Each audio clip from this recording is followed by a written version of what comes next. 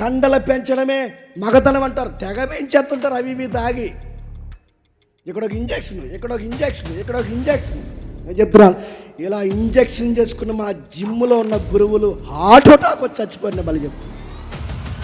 చాలామందికి ఈ మధ్య బాడీలు పిచ్చుకొచ్చింది. బాడీలు పిచ్చి అంటున్నాను, నీకు నిజంగా బాడీ పెరగాలంటే రా, పొలం పనికి రా, అన్నీ దిగిపోతాయి, నీకు రా.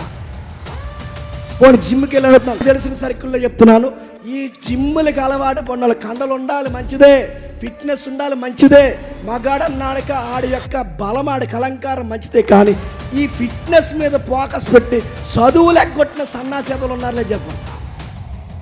ఇప్పటికీ నా టైం లైన్లో నుంచి అప్పటి నుండి ఎప్పటికీ జిమ్ములు చేసి చేసి చేసి ఆ కండలు పెంచి పెంచి పెంచి ఉద్యోగం రాక, చదువులు రాక, టాలెంట్ రాక, ఈ కండలు పెంచి మీరు దేనికి పనికొస్తారా అంటే బాడీ గార్డులకి సెక్యూరిటీ తప్ప దేనికి పనికిరారు.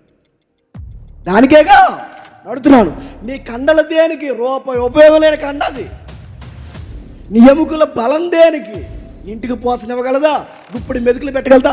ఇలా చూసుకుని అద్దం ముందు ఈ మధ్యన నిలబడిపోయి ఇలా చూసుకుని ఇలా నడుతుంది. ఏడ్రి వాసిపోయినాయా?